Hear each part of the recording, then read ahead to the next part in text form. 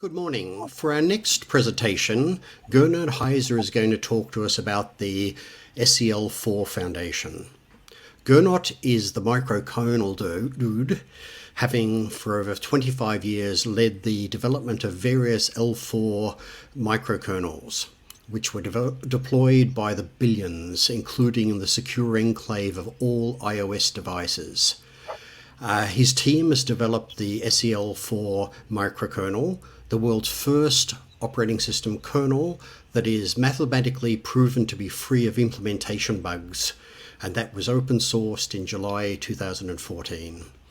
Gernot is planning to have plenty of time for questions at the end, so please enter any questions in the chat or the question tab in the chat. Over to you, Gernot. Hello, welcome to my talk. I tend to talk about that roughly every second LCA in average. Last time was 2 years ago, so it's up this time again. Typically, my talks are pretty technical. This one is different because I'm looking at the community around seL4 and what happened in the seL4 ecosystem in the past 2 years, especially the seL4 Foundation. These 2 years were really tumultuous. It's not just COVID. Worse things have hit us. But before I go into this, let's have a look first on what is seL4 for those who are not really familiar with seL4. So some background. seL4 is an open source, high assurance, high performance operating system microkernel, and every word in this tagline is operational. It's a microkernel, so the kernel is a piece of software that runs at the in the privileged mode of the hardware. A microkernel is a kernel that's reduced to its absolute minimum. In the case of seL4, that's about 10,000 lines of code compared to tens of millions of lines of code in Linux. It's high performance. I'll get to that. We claim it's the world's fastest microkernel. It's high assurance in the sense that it has the most comprehensive mathematical proof story of any operating system kernel around. And I'll explain that in a little bit. And it's open source under the GPL v2 license available on GitHub. And this combination of properties make it the most trustworthy foundation for safety and security critical systems. And it is already used in many of those. Not surprisingly, the initial uses were in the defense space where people are the most paranoid, but also more interested, more keen to take risks for trying out new technology. But it's also used in automotive, in communications, in aviation space, critical infrastructure protection, and all sorts of cyber physical systems. So what's really the defining property of seL4, it's the core of its uniqueness is the mathematical proof story. So what that means is the seL4 kernel is implemented mostly in C. There's just the absolute minimum of assembler. As I said, it's about 10,000 lines, maybe 15, give and take, depending on the architecture and platform necessities, etc. And besides the C implementation, it has an abstract model that is written in a mathematical logic that defines exactly the operations, how the kernel operates in a mathematical precise description. And the core of its mathematical assurance is this functional correctness proof, which proves that under the semantics of the C language, the implementation behaves as specified by this abstract model. So in that very strong sense, seL4, its implementation is bug-free. And it was the world's first operating system kernel with such a proof. There's now a few more around. All the others I claim are pretty much academic toys. seL4 was designed for real-world use from the beginning. But that's not the complete story in terms of the assurance. If that is all we had, which initially is what we had, then we'd be at the mercy of the C compiler. So to get rid of that, we also have a proof of translation correctness, meaning that the binary that actually runs on the hardware that's produced by the compiler and the linker are a correct translation of our C code. That takes the compiler and the linker out of the trusted computing base. Also, our assumption on the C semantics are no longer security or safety critical because they fall out in this combination of proofs. That's all very strong, but it's not sufficient because just because we have a model that is correctly implemented doesn't mean the model is any good. So we have a further set of proofs that show that the kernel is able to enforce the traditional CIA security properties of confidentiality, integrity, and availability. And that those proofs compose. So we know that the binary that runs on the hardware actually has these security properties. All these proofs are machine checked using interactive theorem prover. Otherwise, they would be pretty worthless because in average, we have about 20 lines of proof script per lines of kernel code. If this was all pen and paper, there'd be more bugs in the proofs than in the code.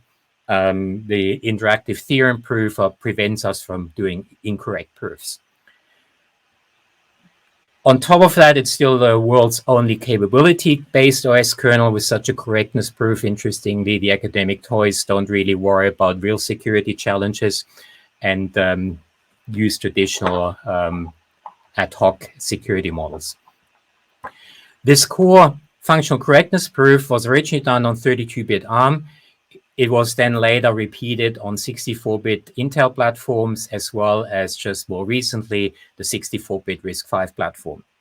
The translation correctness is also originally done for ARM32 and is now done for 64-bit RISC-V, and the same holds true for the security properties. So for ARM and 32-bit ARM and 64-bit RISC-V, we've got the full proof story.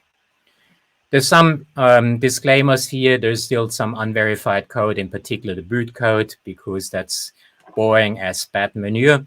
And we're waiting for someone to put money on the table to actually prove that, because there's nothing interesting to learn from that. But of course, it should be done. There's also some details on how caches behave and details of the MMU that are abstracted and not proved to the ISA level. And we have a high-performance multi-core implementation, but no verification, no proofs about multi-core. These are still outstanding. So this is the proof story. And the interesting bit around seL4 is that we get this strength of assurance without compromising performance. My catchphrase is, security is no excuse for bad performance. And you don't have to take my word for it. This is analysis done by researchers at Shanghai Jiao Tong University, who in 2 papers compared 3 open source microkernels, seL4, the Fiasco OC microkernel, and Google Zircon. The numbers you see here are latencies of the IPC message passing operation, so small is good. And you see that seL4 is about a factor 2-3 faster than the other L4 microkernel and an order of magnitude faster than Zircon. And this, despite at one stage when they did the one paper, we had a temporary performance regression by 50%. We still were twice as fast as the other kernel. And so I claim it was still the world's fastest microkernel. Obviously, there's no data on proprietary kernels that are widely used in safety critical systems, in particular QNX and Greenhill's Integrity. But I know from other sources that their performance is more like Zircon than seL4. So about an order of magnitude smaller. Here are the sources. You can check them in the slides later. So important to understand is a microkernel is not an operating system. So in a microkernel-based system, anything interesting, all the operating system services you expect to have are implemented as user-level applications, user-level processes. So that includes file systems, device drivers, network stacks, power management, virtual machines, all this stuff runs in user level, side by side with applications, isolated from each other and applications by these bulletproof isolation walls put up by the microkernel. And in operation, the microkernel is basically a fast context switching machine that switches between those sandboxes and delivers function call arguments, basically. What's also not unique about seL4, but unique about verified kernels is capability-based access control. These are not like capabilities in Linux. They are so-called object capabilities that have much more interesting properties. In particular, they allow very fine-grained access control to objects. In particular, that means in a seL4-based system, you can, where these channels exist, then components can communicate. Where such a channel has not been explicitly opened, no direct communication is possible. So in this case, the untrusted native component can communicate with the virtual machine in the middle only via the trusted native component that can filter and whatever protect it.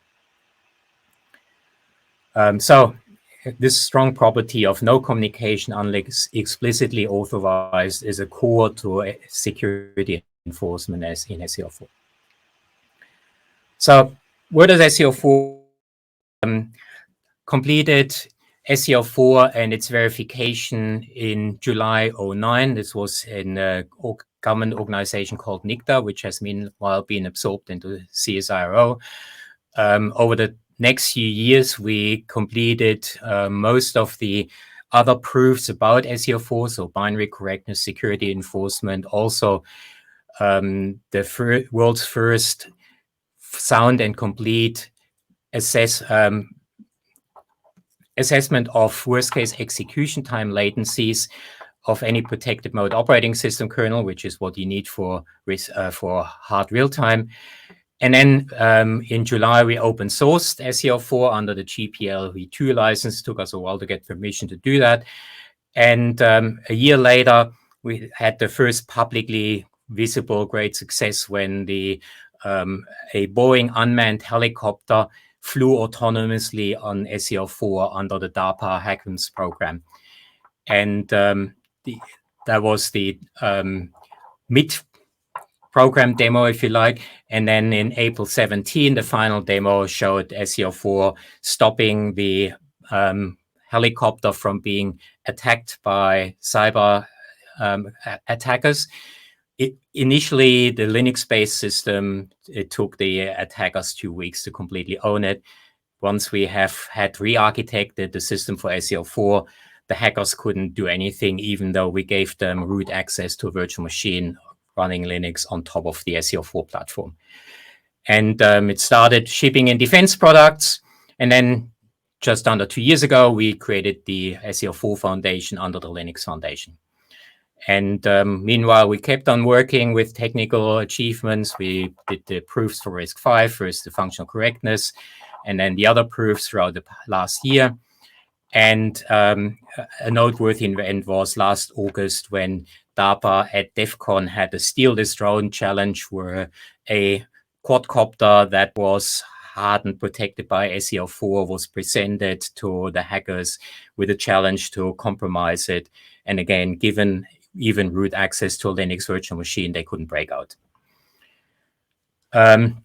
So looks like good continuous progress. So what's the issue? Well, what I want to talk specifically is, of course, the seL4 Foundation and what happened to it in its first 20 months or so of its lifetime. And it, as I said, it was tumultuous 2 years. So the seL4 Foundation was created in April 20. And if we look at how the membership developed, we had 6 members to start with, and great hopes of exploding membership. And so we collected members, a few more came on board, but it wasn't anything radical. And until then, after May 21, membership started to increase a lot, and there's still more significant number of more members in the pipeline. And the just even more impressive, if you look at it in dollar terms, the membership fees that been brought in by those members, we grew from a budget of about 38,000 US, and then suddenly from May, we jumped to a just under $500,000 US budget, which is really awesome, because I always said we need about $250,000 US to run the foundation properly. We were well above this now. So the question is, what happened in May 21, which triggered all that? And this is really what my talk is about. So what happened in May 21?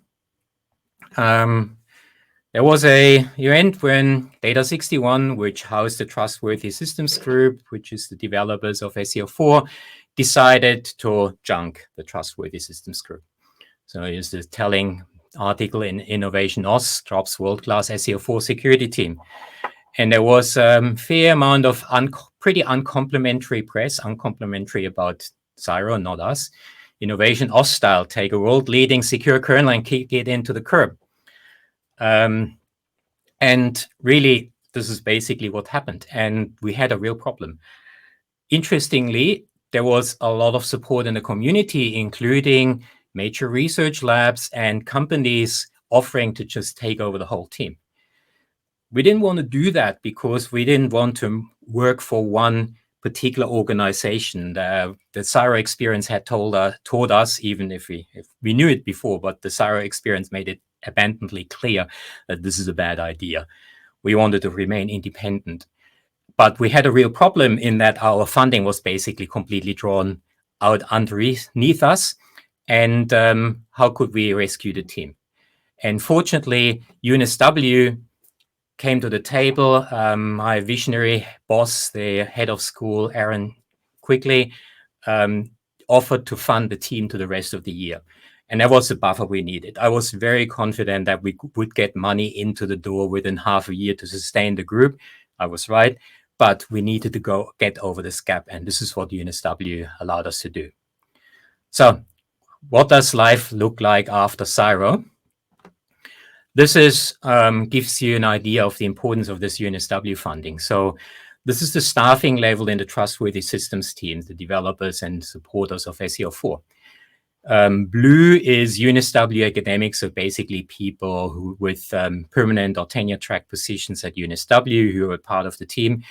Red is what almost all the complete balance of the team was, which is CSIRO staff. And I say CSIRO funded because the money was under CSIRO control. It was really money we had brought in. We had brought in millions every year. But as soon as we had a gap in this funding, they cut us loose.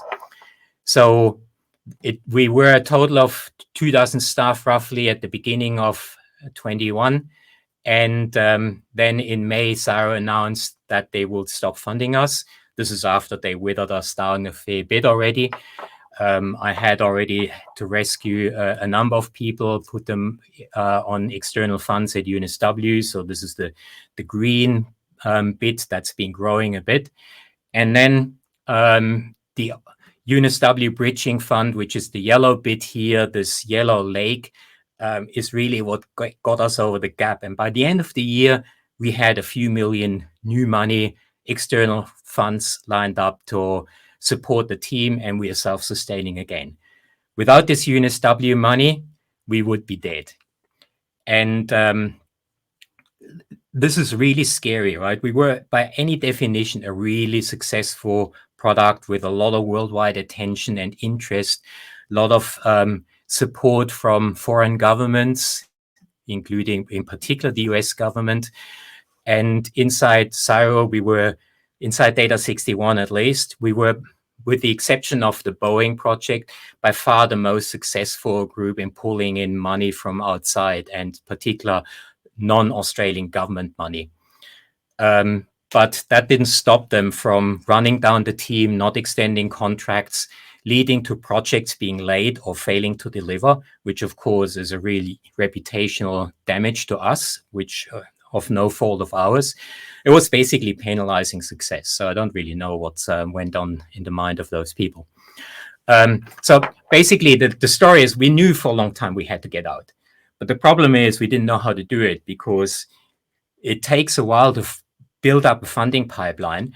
And it's hard to do that in the background while you're committed to CSIRO because they're giving you money. So only once the cut was made, we could really fully focus on getting additional money into the door. And this is where the UNSW bridge funding was a real lifesaver. So this next slide is sort of interesting view on how the staff, the people developed. In January 20, we had 38 people, 4 of whom were at UNSW, the rest at CSIRO. By a year later, this had reduced to 26 because CSIRO stopped extending contracts, etc., despite we having well-funded projects. And then they cut us out, and a year later, January now, we're about 22 people, which is less than we were a year ago, but about the same size as we were in May when they announced the stopping of funding. So the group has recovered, despite the fact that, of course, our people are extremely employable. As soon as the news was out that CSIRO was cutting us loose, everyone, the headhunters were after everyone, and most people had job offers literally within days. So it was really important that I could tell people, look, we've got the money, stay with us, we get over this. It's also interesting to see what happened to the people who have left. So at the moment, we have 22 people, 13 are people we retained from the original team, 9 are newcomers. This is the biggest influx of new talent we've seen in many, many years, and they're mostly UNSW, either undergrad students or fresh graduates, and they're awesome. It's not only the biggest number of inflow into the team we had in a long year time, it's also the best quality. And then of the people we lost, this is over a period of roughly 2 years, 10 were lost completely and 10 stayed in the community, so moved into other companies. And this is also a change from before, where people who left the team typically went into other jobs and were lost from the seL4 ecosystem. Now, half of them went into the community, and I have hope of getting some of the lost ones back. So yeah, it's an amazing influx of talent. What's behind that? So obviously, the CSIRO's abandonment triggered a spill into the community, and fortunately, there was enough community around now to absorb many of them. They would have absorbed all of them, but some got attractive offers elsewhere. So the upside of the split is that we have now less organizational dependency. And we also have a broadening of the developer base with our former people moving into various companies, training people up there and spreading the skills. The biggest downside is that we lost a lot of experience in the TS team. Even though we kept a lot of the people, we lost most of the really experienced one. There's really only 2 experienced people left, and all the others are relatively fresh. So while we're rebuilding the skills base, there's a delay there. This will take up a while to get everyone up to speed, even though the newcomers are really awesome and very fast learners. But it is clear, had UNSW not decided to support us for half a year, the team would be dead. We would not be able to keep on the people or recover.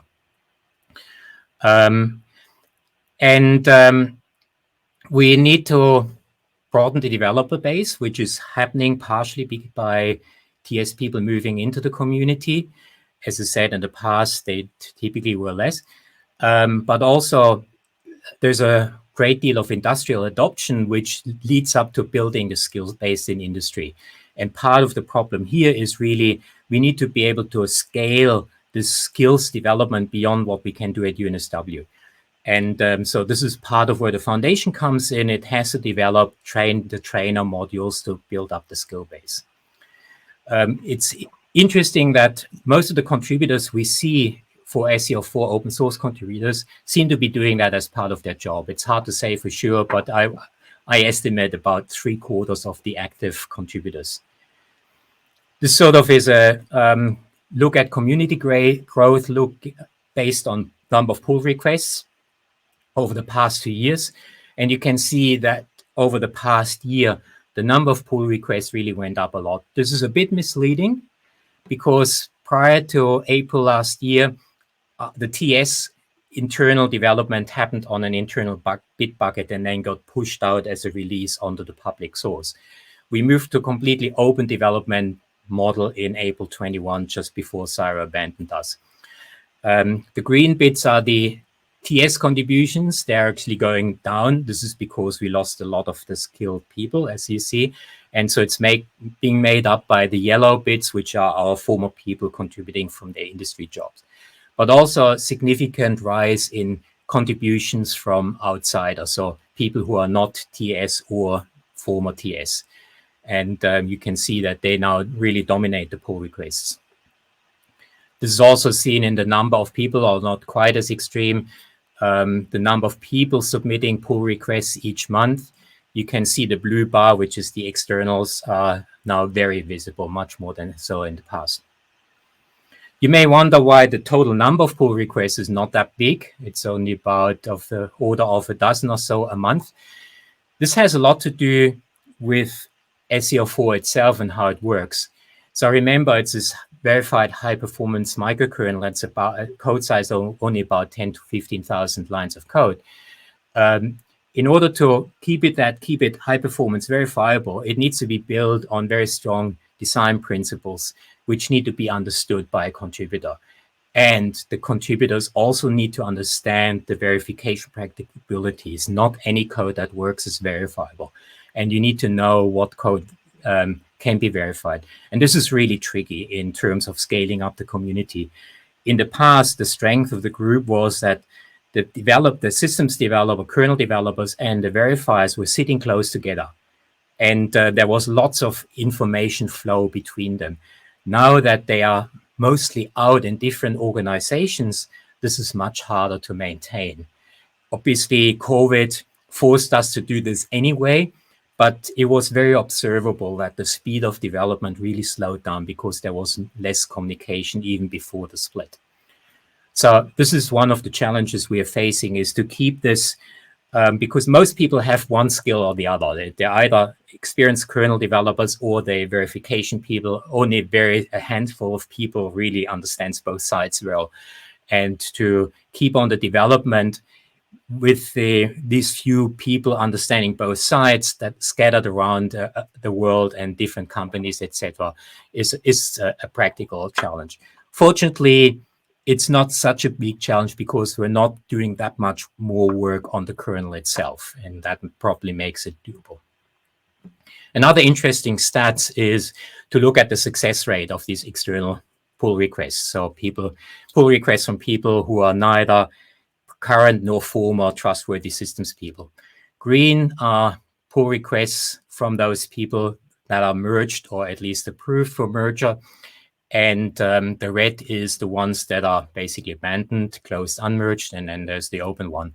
And you can see that the success rate of those that get pushed is actually pretty high. There's a relatively small fraction of pull requests that get rejected or overtaken by other developments. So that's sort of a good indication that we can actually make it happen. Right, but you need money for doing anything, right? So how are we going with money? As I said, my estimate was we need about $250,000 US a year to keep the foundation running well. And we got now about twice of that in our annual budget. This is what the 22 budget could look like. It's very indicative because it hasn't been discussed with the foundation board. It's basically my hunch based on the discussion we had in September when we did the last update of the previous year's budget. And we see that, okay, there's Linux Foundation creams off 9%, and then we spend more money on Linux Foundation services. These are mostly legal services for trademark, etc. And then we have administrative stuff. So we hired a part-time CEO, who is one of the core verifiers, June Andronic, and a support staff for helping us manage activities. And so these together make up about 20% of the overall budget. And then there's some sysadmin at UNSW to keep the continuous integration infrastructure running. That's all the stuff I take to UNSW. I try very hard to not take foundation money as much as possible because I want to stay independent as the chairman. So we have this set up here, and this is funding a fraction of sysadmin to keep everything running. And then the rest is really for benefiting the technology. So the plan is to spend a fair amount of money in community support. So basically people whose job is to help other people contribute to seL4 and actually development. And this is mostly seed funding. So projects we kick off with foundation money in the expectation to draw in industry funds. And that seems to be working. But this is only a small part of the story. So of the budget I see going into the seL4 ecosystem, the foundation is about 4%. Money I get directly into UNSW to mostly fund research is way higher. And then the really exciting development of an emerging industry consortium to build a secure seL4 based operating system, open source for the automotive industry is way bigger. We're talking about 8-digit US dollar budget. And so what about the community? Well, we certainly learned something we knew before. So we can't say we learned it the hard way, but we got it reinforced the hard way that depending on one particular organization is really dangerous. And that was from the beginning the main motivation for setting up the foundation. But it needs to be complemented by a broadening developer base. We cannot keep supporting this ecosystem with the team we have at UNSW. We need to develop the skills broad-based. We still have now the depends on UNSW, but that's much more benign because money I bring into UNSW, I control. There's no management that talks into, tells me what to do. That's very different from CSIRO. But the really good takeaway was that seL4 has now become critically important for many organizations. And this is industry as well as government. And they are putting money on the table to support it. There's going to be some exciting announcements coming very soon for very significant money flowing into the seL4 ecosystem, either directly to UNSW or industry consortia or the Proofcraft company that's been spun out for doing verification. And communication, as we all know, is important, but it's actually tricky. So when the split happened with CSIRO, we really agonized on how do we talk about this? It's very easy to create a smell of death, which has people run away. On the other side, we needed to be honest and open about what's happening. And we weren't really sure whether the communication we were putting out of what you can do to help now was the right one. It may or may not have been, but it worked. We got people jumping on immediately. Within 2 months. We had this huge increase in membership and the budget, etc. And also, unsurprising, media presence helps. And this is one of the main factors behind this strong inflow and really smart students into the seL4 team at UNSW. seL4 has just been in the media a lot, and it catches students' attention. So there's definitely now a change of the approach happening. So our old development model was all around trustworthy systems. We did the research. We then pushed things out into real-world deployment. From those deployments, we gained insights to drive the further research. And this was mostly funded by public sector funding. And it was a strong focus on the kernel. The new model still has the same main components, but they work differently. So TS research is still there to drive the state of the art. Deployment now is basically industry driven. But we still stay engaged and get the insights to drive the research. Public money still goes in the system, but mostly into the actual research. And whereas the deployment is really industry dollars, and of course, much bigger dollars. And the industry deployment is now focusing on platforms, user mode, components, tools, etc., and the verification of the remaining kernel bits, whereas the research is also broadening beyond the kernel into overall systems. So this is where we are now. Now, what's next? Things we have, and of course, yeah, in the middle sits the foundation to coordinate everything. So what's coming up? In terms of community and deployment, we have the seL4 Foundation that is responsible for developing the community. And then, as I said, we have this industry consortium working on building this next generation secure car OS driven by electric cars and autonomy. And this will also fund our major outstanding big ticket verification item, 64-bit ARM and multi-core. And the critical bit remains people. We need to scale up the development of the skills. We're doing the best we can at UNSW, but that's, of course, not scaling enough.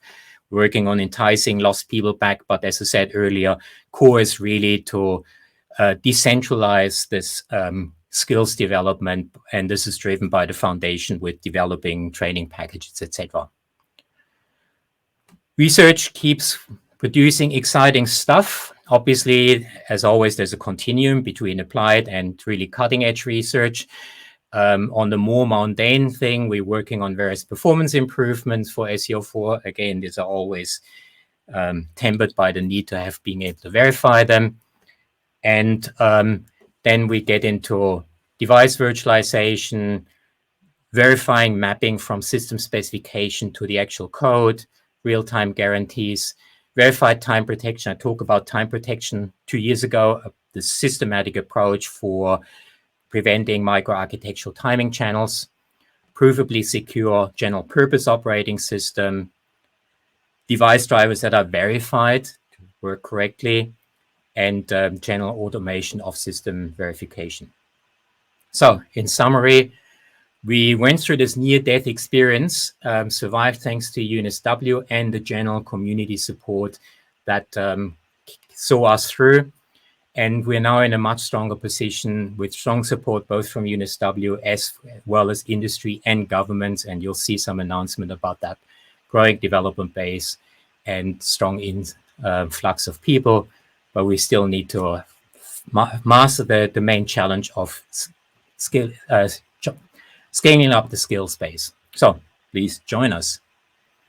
And this is a snapshot of the actual seL4 team as of December. Okay, thank you, Gernot. We understand that you don't... Oh, you do have your camera there now. That's good. So we have a few questions, and we are a little over time. So yeah, thanks for that. We'll try and get through a few before we wrap up. First of all, have you looked into Oxide Computer's Hubris, a Rust RTOS? Given its similar assurance goals, how do you feel about its architecture based on tasks with a supervisor mode, outside the kernel? Yeah, interesting developments. Rust is definitely an interesting space. We looked at it as well. The main issue with Rust is that in any Rust-based OS, you have a lot of unsafe code that's outside the Rust guarantees. And if you look at it in detail, that code is not that much smaller than seL4. So you still have an assurance problem. And of course, on top of that, Rust, there's been work going on for 3 or 5 years on just formalizing Rust. So you can actually do verification in Rust. That still hasn't succeeded yet. So I think this will be a while until you get a similar assurance level in a Rust environment. I see Rust as a really useful team for writing user-level components, but again, not verifiable ones, which is why we're looking at other languages which have a verification story. Thank you. Are there any outside code contributors to seL4, say from the RISC-V Foundation? Not from the RISC-V Foundation directly, but from companies working with RISC-V. So one of the major contributors has been Hensel Cyber, who are very committed to RISC-V. They have their own RISC-V processor. A lot of the work happening in the autonomous driving space, electric car space, these are companies very strongly engaged in RISC-V. So we see as RISC-V being possibly the main architecture for seL4 in about 5 years' time, unless ARM get their act together and, for example, fund the verification of, or contribute to the funding of verification of 64-bit ARM processors. But yeah, RISC-V, there's definitely a lot happening there, and a lot of contributions not coming from RISC-V itself, but from people engaged in RISC-V and seL4. Okay. seL4 has always seemed quite intimidating to me, says one user. Is there a Hello World example I can get into? Can I run it on a Raspberry Pi? There's actually a tutorial. So if you go to the the seL4.systems website, there's tutorials around there that lead you through building simple systems on seL4. Raspberry Pi is a bit tricky because it's very poorly documented and it's difficult to write drivers and reliable platform support, etc. Unfortunately, because it would be otherwise an extremely good platform. This is one struggle to have a cheap, very accessible platform that is well supported by seL4. I don't. At the moment, I guess the Sabres were the last one we had widespread support for. Things are changing and people are contributing platform support, and obviously we welcome that. Okay, are there abstract models for user space components? Yes, there is. I alluded to that very briefly. So there's this Camcas framework, which has a formal specification language for a system composed of components and connections, and we are doing something similar for the new environment called the core platform. And they have a mapping from this system spec down to seL4. That mapping is partially verified, not completely, but this is ongoing work. And within a few weeks, you'll see a release of a verified system initializer, which is part of this verification chain from the system spec to the actual seL4 based system, so that the code that boots up the user land into what's represented by the high levels architecture spec. Okay. seL4 has proven its worth and its success. What does this say about Australia's innovation ecosystem that's CSIRO carved off? I can't think of any polite way of putting that. Okay, good. So next question. To what extent can verification aid in the presence of errata in hardware? Yeah, hardware bugs are the thing that keeps me awake at night. Not only hardware bugs, but actually hardware trojans that are maliciously planted there. Disclosure, I'm the chief scientist software for Hensoldt Cyber, but they build a RISC-V chip with a supply chain security story using logic encryption, where they basically, in a cryptographically secure way, obfuscate the circuit so you can't easily reverse engineer it and slip a Trojan in production. That's part of the story. There's still the bug story.